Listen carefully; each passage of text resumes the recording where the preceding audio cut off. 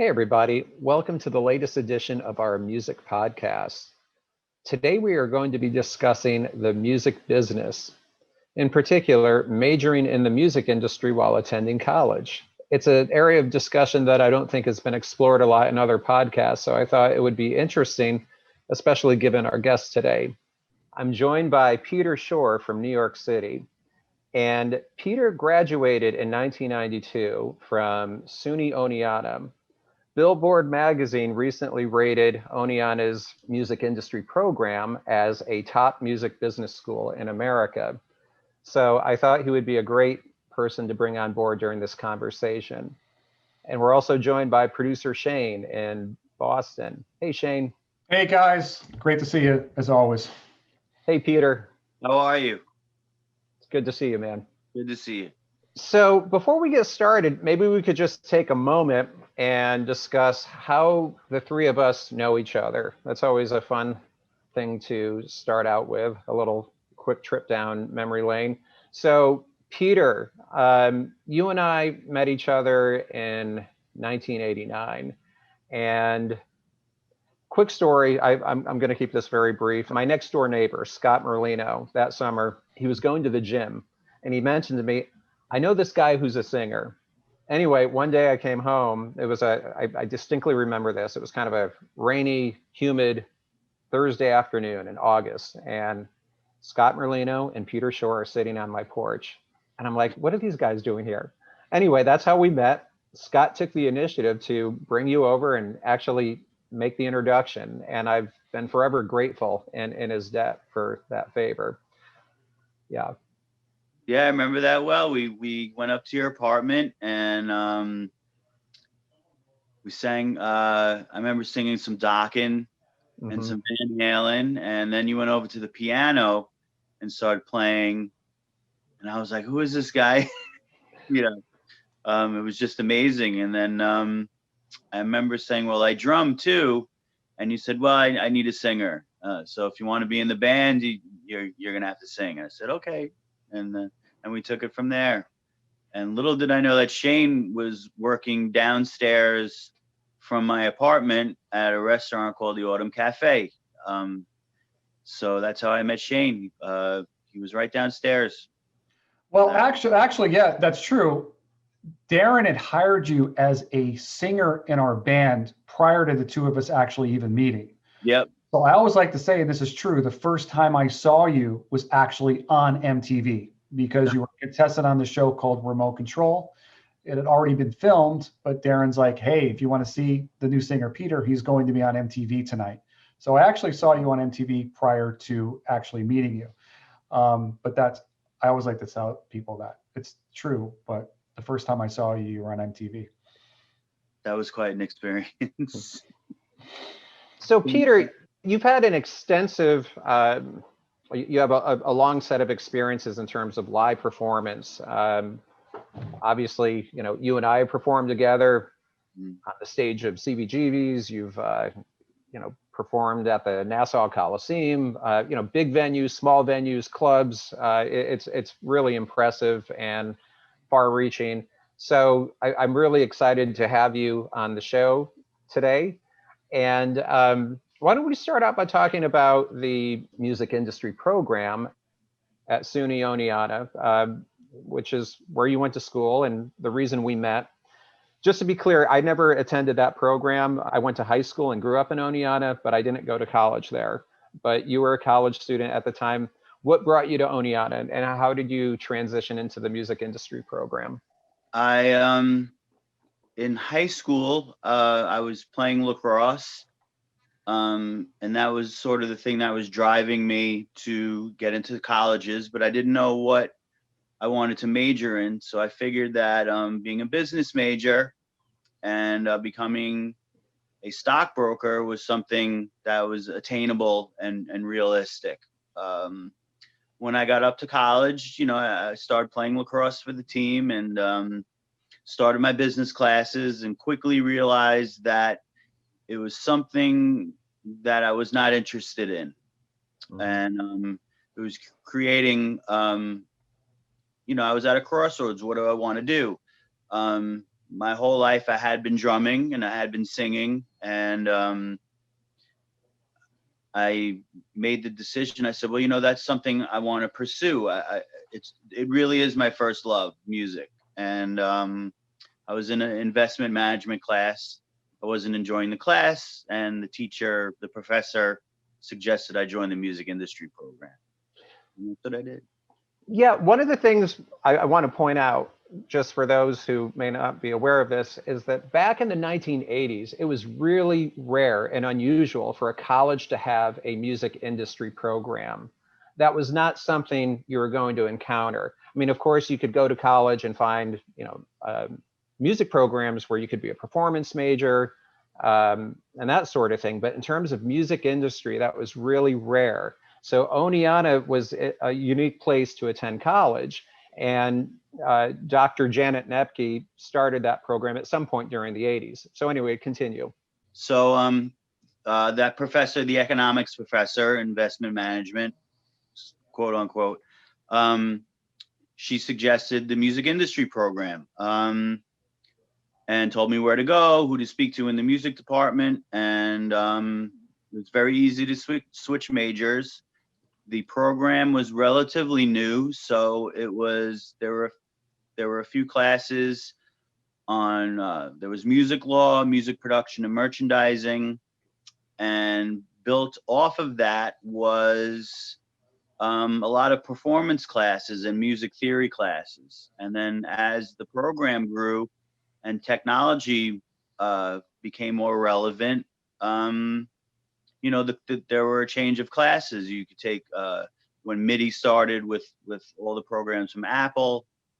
So it started becoming more involved right when I graduated. But the one important thing that they had in the program was an internship, where you do your internship either at a radio station or a record company or a management company, recording studio. So I chose a radio station, and I was in the promotion department. And it was a fun summer. I learned a lot. And I kept going back to wanting to be a performer, even though I was being exposed to all these angles of the music industry. I just wanted to perform. Yeah, and another thing that stands out about that program, and we all benefited greatly from this fact, was that Janet was very well connected with people in the music industry, as you might expect. And something that would occur on a fairly frequent basis is she would have these guest lecturers or guest speakers come up, usually from New York City, and address the music industry program and the students there. And some of them were heavy hitters in the industry at the time. And I knew Janet. She would invite me to attend these conferences, and some of them were incredible. So here I am, a kid, seeing artists like Bon Jovi, for example, on MTV. And back in the late 80s, I mean, he was the biggest rock star in the world, arguably. And you have, his cousin coming up and giving a conference. All of these different, managers, agents, and so on were there. They drive up to Oneonta and, meet the students, and they were very accessible. It was really quite remarkable at the time. It was interesting seeing these people in person. And then because of our connection, mine and yours and Shane's, and having our band, we got to spend a little more quality time with some of these guest lecturers, and sort of got pushed to the front of the line in terms of our material getting listened to. So instead of mailing in a cassette blindly to a record company and not knowing if and when they were going to ever listen to it, we would find out within weeks whether what we were doing was good enough and what needed to be improved upon.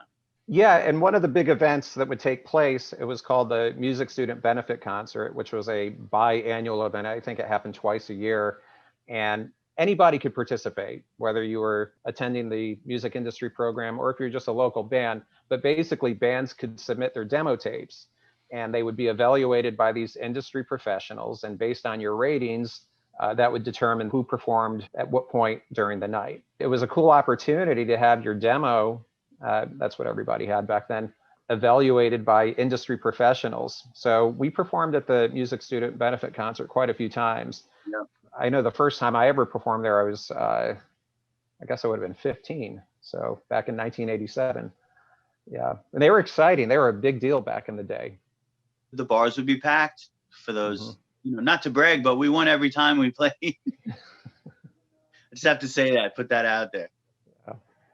Shane, do you remember the Music Student Benefit Concerts? Oh, absolutely. And I believe, occasionally, regional acts would somehow try to get themselves on the bill for the reason of the exposure. Like you were saying, it was a great opportunity for people to, bypass a lot of the red tape in terms of getting your material into the right person's hands or in front of that person. I think the first year we did it, prior to meeting you, there was a band from New Jersey called Trickster that in some form was there playing as well. And within a year, they were signed and had a gold record, I believe, when I was in high school. So all that happened. So they were able to pull in some regional acts, I believe. There was quite a bit of appeal to the benefits for sure. And that just goes back to the same thing, that this was a unique and awesome program, especially at the time, that apparently to this day continues to get better. I know when we met up there a couple of years ago, our drummer Rob is a professor up there, that they've done wonderful work to the facility. I mean, it looks better than ever with recording studios and things like that. So it seems to have only improved since then. So Peter, of all the classes that you took while you were attending the music industry program, is there one that really was extra valuable or stands out as, the one that helped you out the most? It was the music law class, and you went over contracts, the breakdown of what a record company gets from sales and what artists get from sales, the breakdown of record company when you get an advancement on your recording. So for example, we quickly learned if you're a band and you get signed, maybe the record company will give you a $300,000 advance so you could get new equipment, pay for the studio, and record the album. However, when you're done recording the album, your band owes the record company now $300,000, and they have to recoup that. So that comes right off the top when and if you start selling records or CDs, as it was back then, and your touring money that you made. Yeah. Then they broke it down also to when your physical product, records or CDs are shipped, there's certain percentages taken off of what money you're going to get for everything being shipped, for breakage, whatever, how many records crack in the truck, they hit a big bump, and maybe a whole box of records get ruined, or CDs get ruined. So that comes off the band's salary. Something that's interesting is for the past 8 years or so, I've been teaching music business classes in Southern California at a few different colleges. And I often tell my students, this is the class I wish they had offered when I was in music school. So you were very fortunate to be part of a program that was addressing business considerations, because at the time, especially during the early 90s, if you were a music major, those sort of classes weren't requirements, and they certainly weren't part of the curriculum. Now, Shane, I know you were a fine arts major. Did you have any music business classes available where you went to school? No, and that's one thing that was a huge concern looking back at it.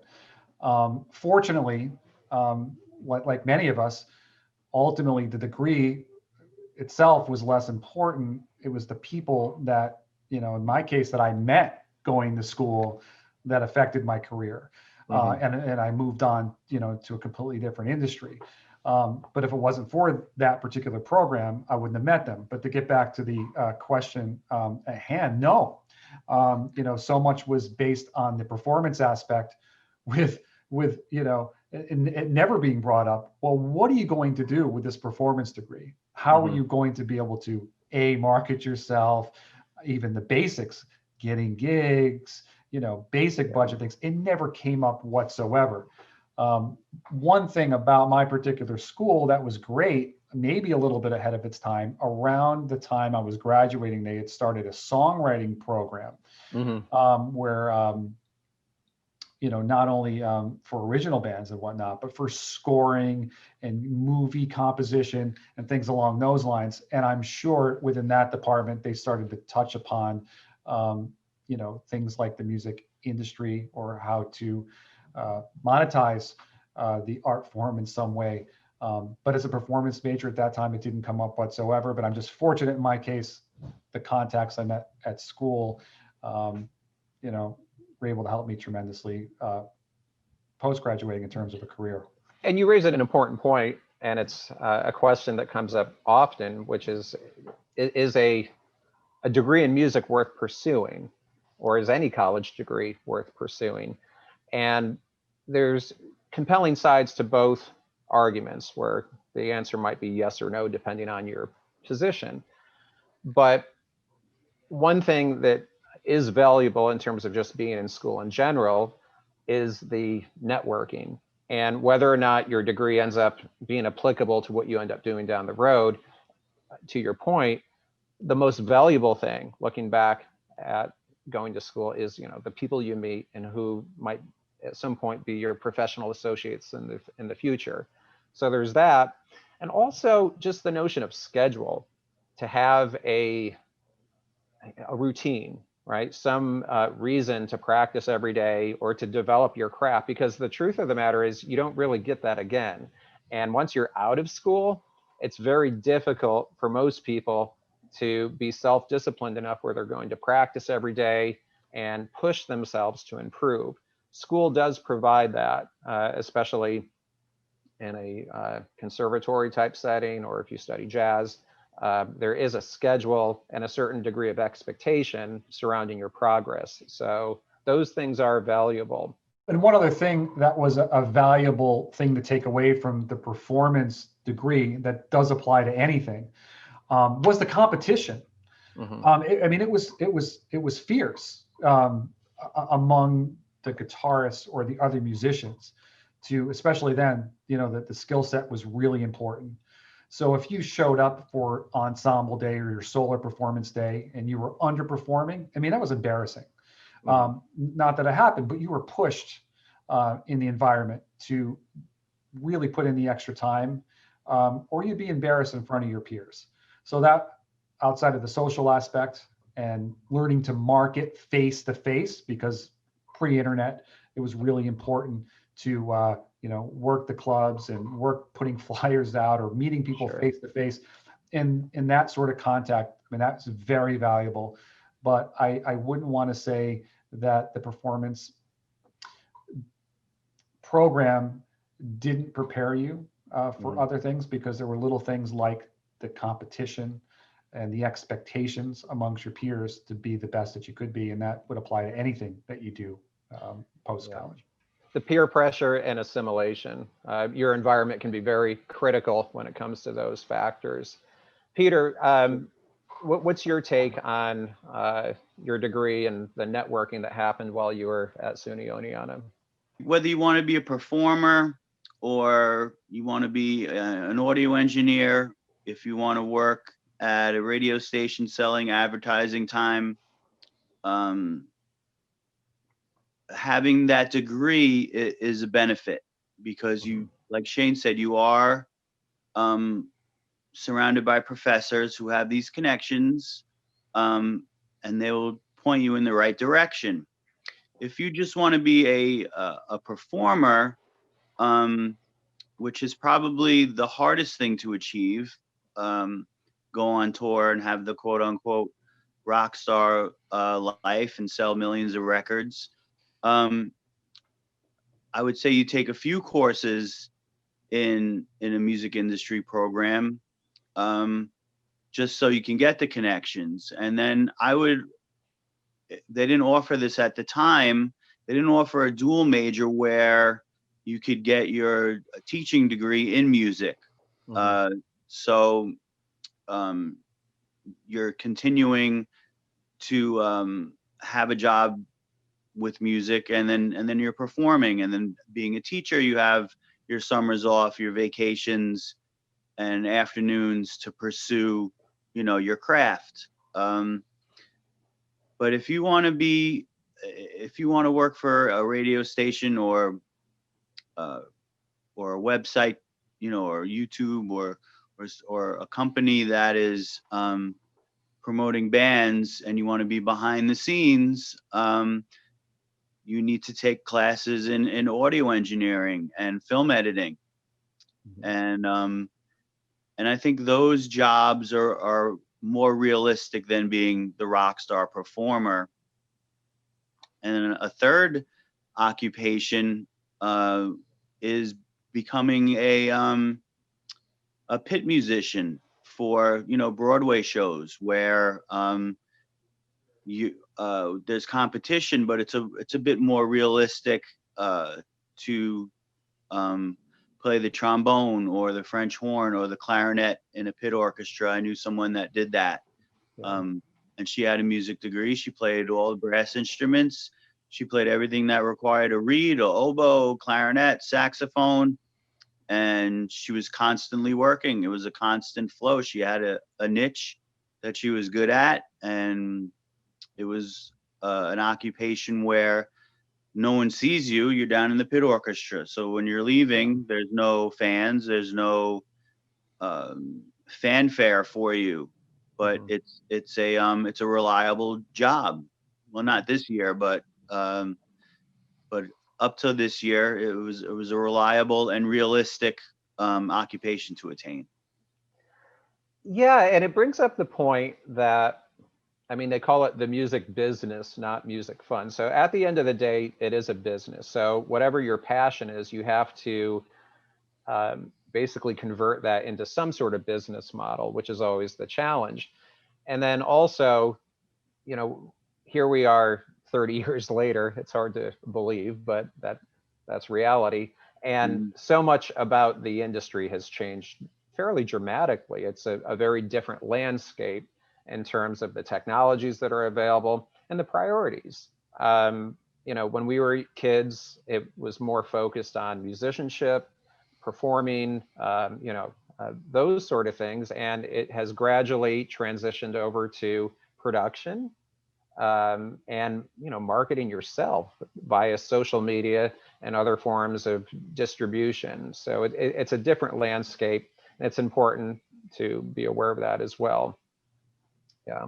In terms of record companies, what they used to do is completely different. They're not really involved with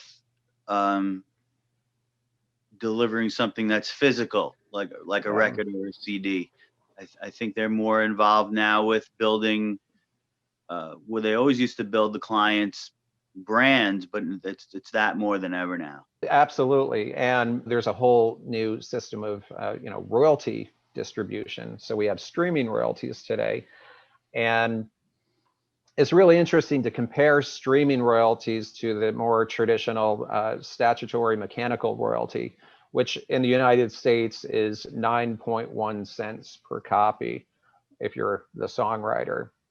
So if we use a hypothetical example where, maybe you've recorded a song, you put it out on the streaming services, and let's say it manages to generate 20,000 streams, right? So that seems like a fairly decent number for a young artist starting out, 20,000 streams. So in the United States, on Spotify, that 20,000 streams would earn $20. On Apple Music in the United States, that 20,000 streams would earn you $40. Now, if you're a songwriter and that song was 20,000 copies were sold as either a download or a physical copy, then you'd get or would be entitled to your mechanical royalty of 9.1 cents. So 9.1 cents or $0.091 times 20,000 copies, you're looking at, what's that? $1,820, almost $2,000. So $2,000 versus $40 or $20. You can see the difference. Now, in a perfect world, maybe you have a website and you're selling that song directly to your fans. There's no middleman.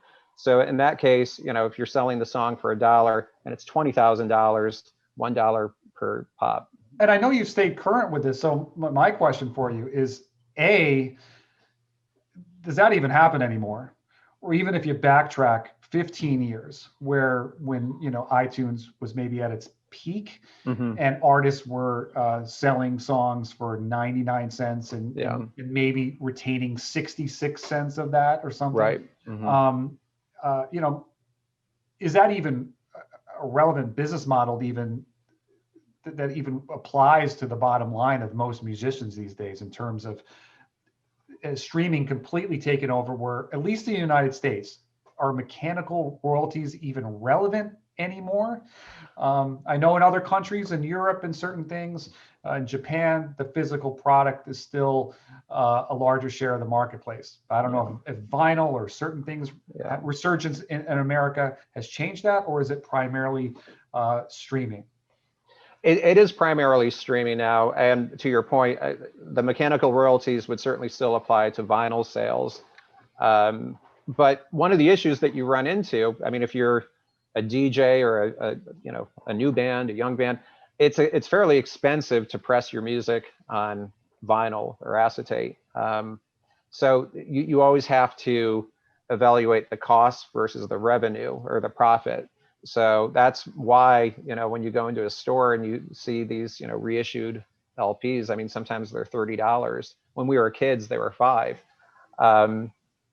In terms of streaming, one thing that's also noteworthy, independent music distributors like CD Baby comes to mind. They recently, they did away with, selling downloads off their website. So everything seems to be moving towards streaming. And in terms of actual mechanical copies, that's done through a record company, or you do it yourself, where you have CDs or, copies pressed and maybe you sell them at a gig or that sort of thing. And I also, the collapse of the record companies. And I think that's part of where I'll make a point, partially in my opinion. I think it's harder to break through now, even though, you can record inexpensively in your own home, put your stuff on YouTube, have worldwide distribution in a matter of seconds. The gatekeepers are gone. And at least back in the day, the record companies, to a certain degree, there was a certain quality control. Where in order to get signed, they had to believe that you were going to generate revenue for them. So that's why, I know people say, it's so much easier now, and you can, instantly, anyone can see you, but anybody can do that. So I think it's a lot harder to break through, and the ways to market yourself, it's a lot easier said than done.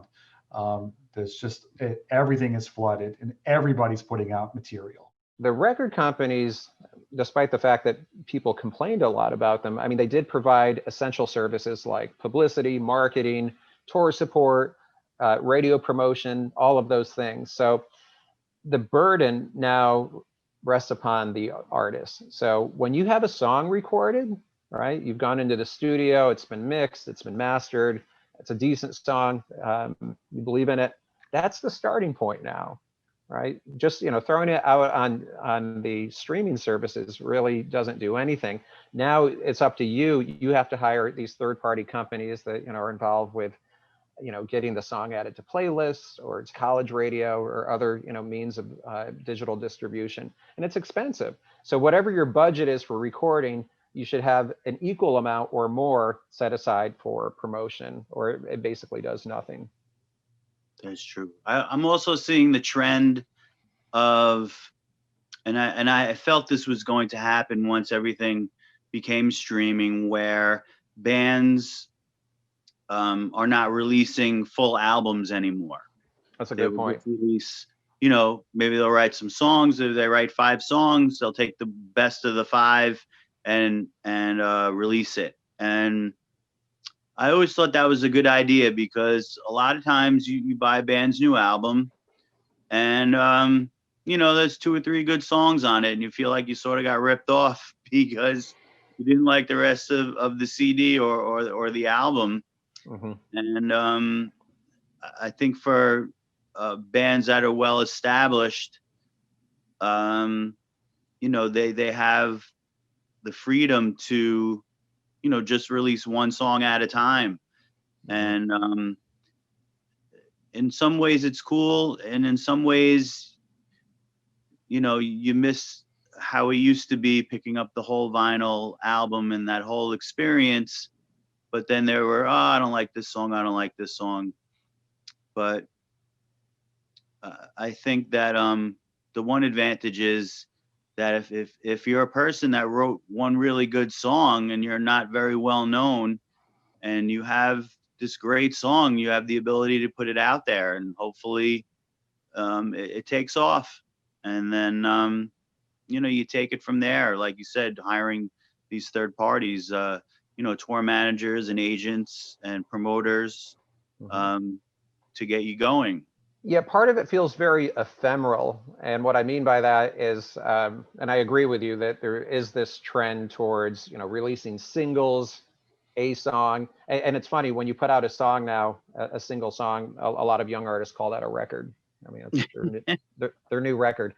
And it's crazy because all of this effort goes into, you know, recording, mixing, mastering, crafting this thing. And then it gets released and there's excitement around it for about a week. So the shelf life is very short. And again, unless you have the ability or the luxury somehow to have a campaign that's going to heavily market and promote this new song. So my advice always is, you know, whatever your budget is for recording, you know, double it for marketing, because marketing is everything. It really is. Sure. It's a critical part. And you see this in the movie industry as well. You know, most of the budget goes into advertising and marketing. It's expensive, but creating that awareness is, you know, what compels people to either listen, check it out, or buy it, the product.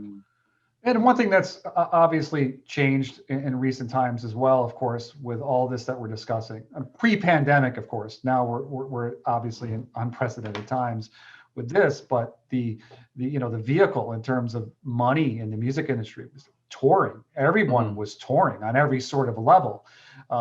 You know, where back 20, 30 years ago, the touring was done more or less to promote the album.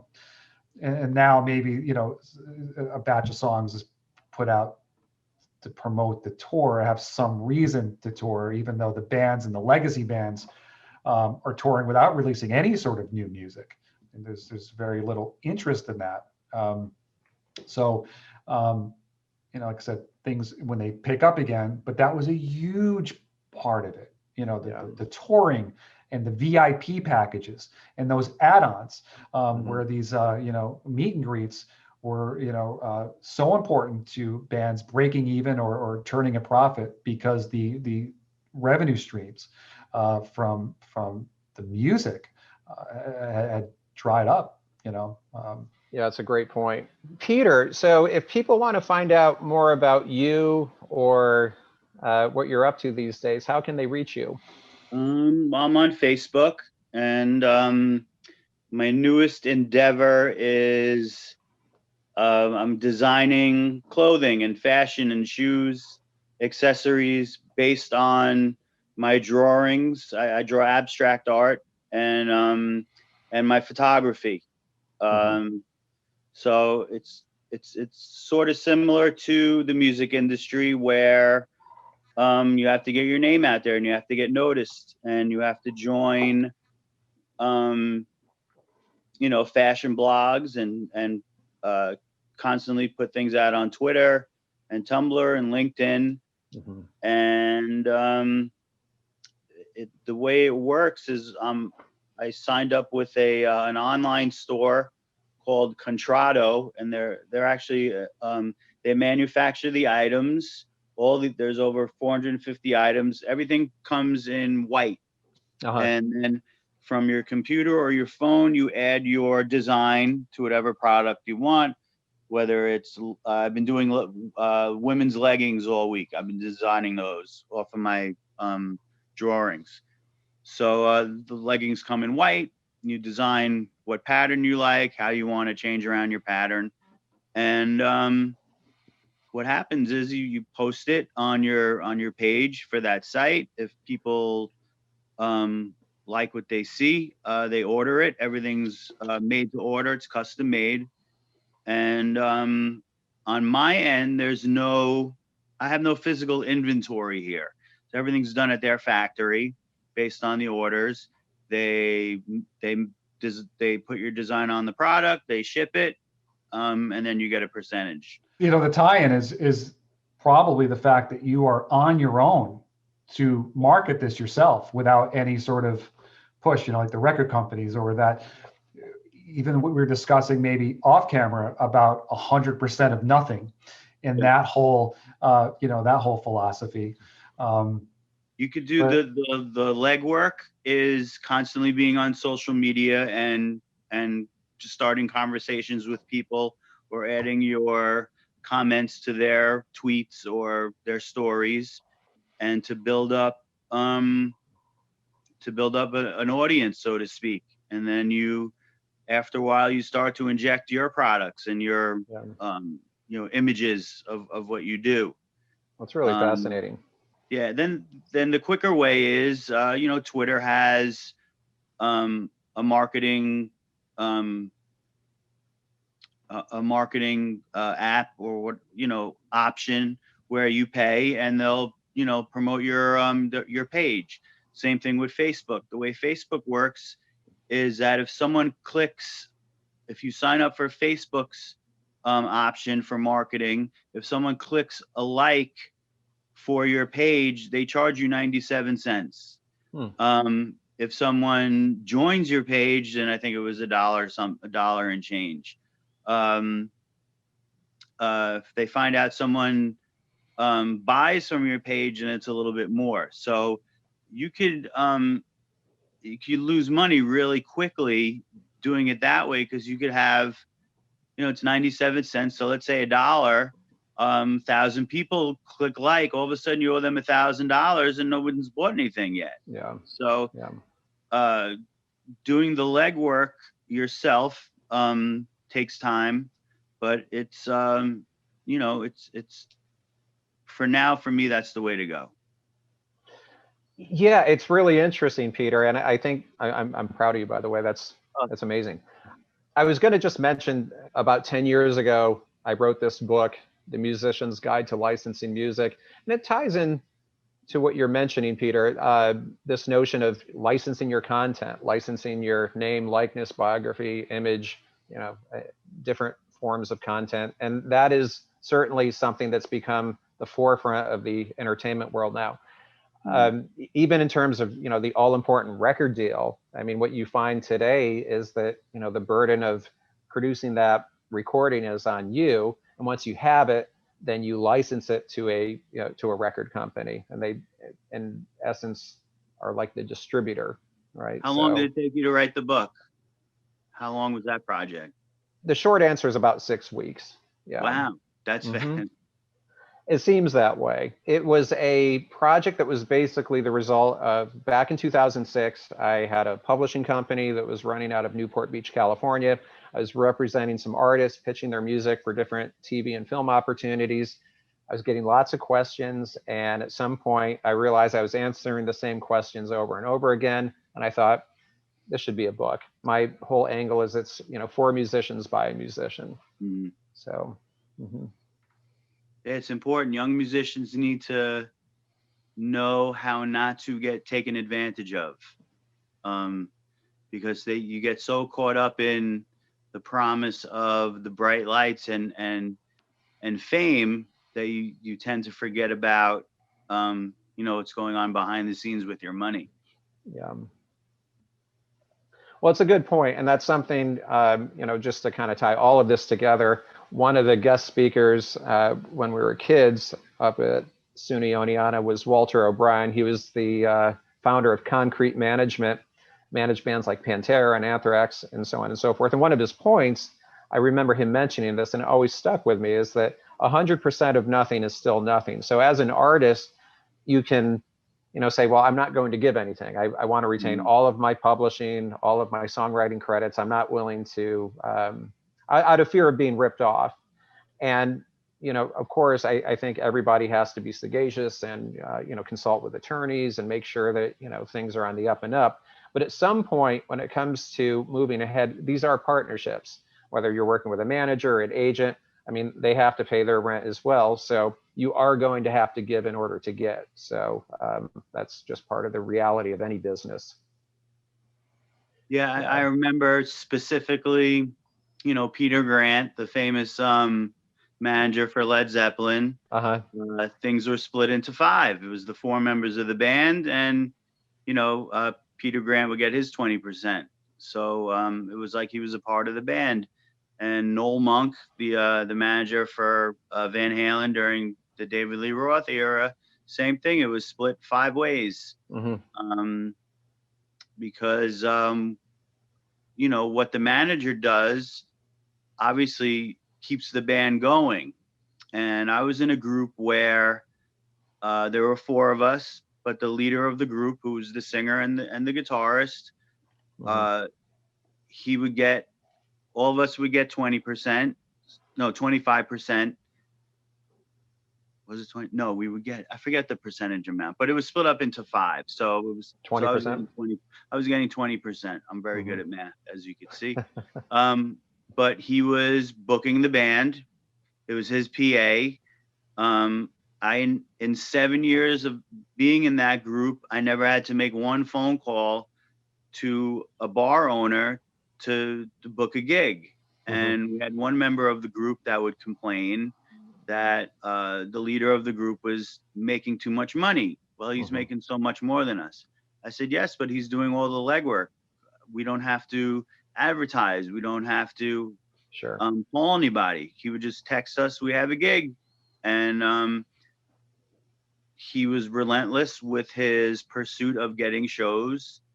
And for 7 years, we were very busy. And like you said, 100% of nothing is nothing. And what are you willing to give away or compromise for?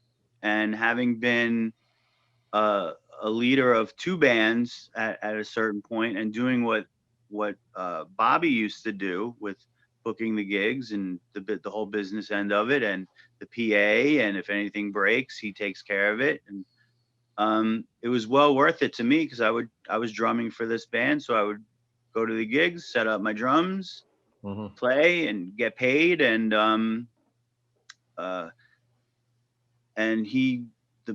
Bobby, the band leader, there were many times where, don't go home yet after we're done, because they're going to give you dinner.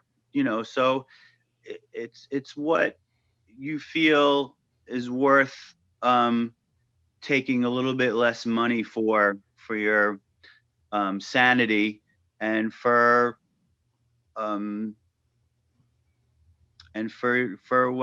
what keeps you happy playing and being in a group. It reminds me of an old expression that it takes 20 years to make an overnight success. Yeah. And really every career is based upon partnerships, and there's, what you see on the stage, or what you imagine to be the case. And then there's reality, and behind the scenes, behind any success story, there's a team, and that is part of the equation as well. This was a fascinating conversation. We are going to have a part 2 at some point. And I really appreciate you guys taking time out of your busy schedules to be here. Can I make one last point about the music industry program? Please do. I think if someone wants to work behind the scenes and not be in the entertainer, so to speak, then I would say it's very important that you sign into a program where it's music industry, where you can learn about all the options that are available, from being a studio engineer to a manager to whatever artist and repertoire mean these days, to being a promoter, even a DJ, and also learning how to use all that equipment. There's so many opportunities now with the way technology goes that I could only assume that the program in Oneonta is well prepared with everything in terms of technology. Yeah. And that's probably the most important thing. If you're not going to be a performer, you have to be up on the technology. Agreed. Shane, I'll let you make the final closing statement. Well, the one thing I wanted, just one more point. I wanted to get this in prior to wrapping up, because it's a question we didn't get to touch on. I did want to follow up with you, Peter, in terms of anything from the program that you are applying to your current fashion business. Was there anything that you've tied in all these years later to what you're currently doing? And one other thing too, have you stayed current at all? You can make it brief, but have you stayed current at all in terms of everything that's changed, or have you moved away from that? I've stayed current with social media and explored all those avenues, and the little logistics, which ones are easier to use, and they all basically work the same. But mostly it goes back to that music law class. How do you protect yourself from getting ripped off and falling for scams?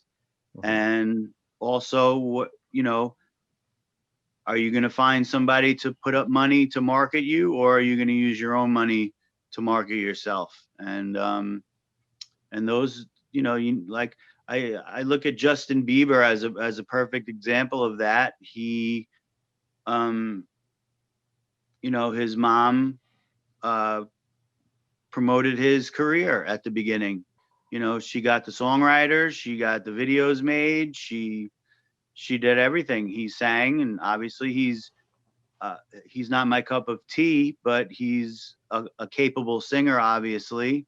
And he came around at the exact right time, where there wasn't anybody like him that was around. It wasn't like in the 70s where you had like Tiger Beat magazine and had all these teenage heartthrobs like David Cassidy and Donny Osmond, and Michael Jackson too back then.